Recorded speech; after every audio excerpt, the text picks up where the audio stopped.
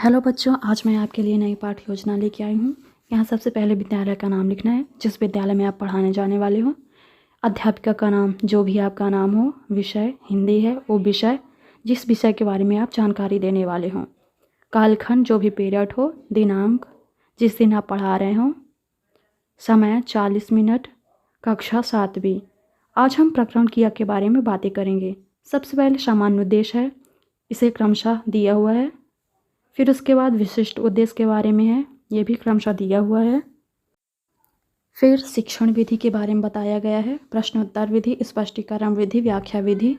आप अन्य विधि का भी उपयोग कर सकते हैं। इसके बाद शिक्षण सहायक सामग्री का उपयोग किया गया है, चाक, डस्टर आदि। आप अन्य विधि का भी उपयोग कर सकते हैं। फिर मैंने क्रिया का चार्ट तैयार किया हुआ है इस प्रकार से। फिर इसके बारे में पूर्व ज्ञान के बारे में बताया गया है। फिर प्रस्तावना प्रश्न है, इसमें 3 कॉलम बनाने पड़ते हैं। पहला है क्रमांक, छात्रा, अध्यापिका और छात्र छात्राओं की क्रिया। इस बात का ध्यान रखिए कि इसे क्रमशः तैयार किया जाता है और ये 5 या 6 से ज़्यादा नहीं होने चाहिए।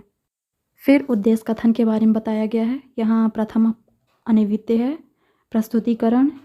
इस बात का ध्यान रखिए कि इसे 6 कॉलम द्वारा तैयार किया जाता है, इससे कम भी होगा तो चलेगा।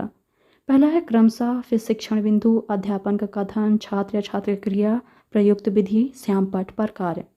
सबसे पहले यहाँ क्रिया का अर्थ बताएंगे, उसके बाद क्रिया के प्रकार। और क्रिया 2 प्रकार के होते हैं, अकर्मक क्रिया और सकर्मक क्रिया। अकर्मक क्रिया की यहाँ परिभाषा दी हुई है, आपको जो भी आवश्यक लगे श्यामपट्ट पर लिख सकते हैं।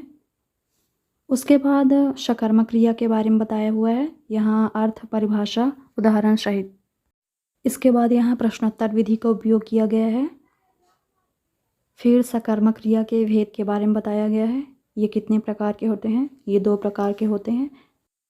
द्वितीय अन्वित। द्वितीय अन्वित का मतलब है कि जो पहले दिन पाठ समाप्त नहीं हुआ उसे दूसरे दिन पढ़ाएंगे। अब हम यहाँ एकर्मक क्रिया के बारे में बातें करेंगे। उसके बाद द्विकर्मक क्रिया, उदाहरण सहित बताया हुआ है। उसके बाद मूल्यांकन क्रमशः दिया हुआ है। उसके बाद श्यामपट्ट कार्य, फिर उसके बाद निरीक्षण कार्य। इसके बाद मैंने गृह कार्य के बारे में बताया हुआ है। फिर मैंने निष्कर्ष तैयार किया है। अगर आपको मेरी वीडियो पसंद आए तो मेरी चैनल को सब्सक्राइब करें।